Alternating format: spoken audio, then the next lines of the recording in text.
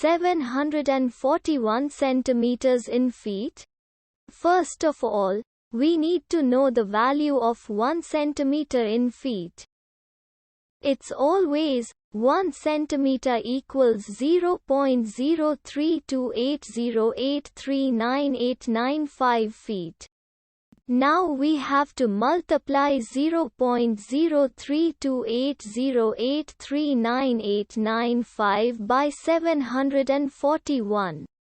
Therefore, 741 centimeters times 0.03280839895 feet equals 24.31102362195 feet.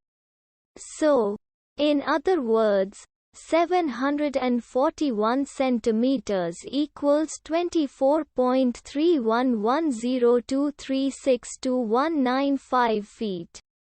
We hope you have enjoyed this video. Please like and subscribe to our channel for more videos like this.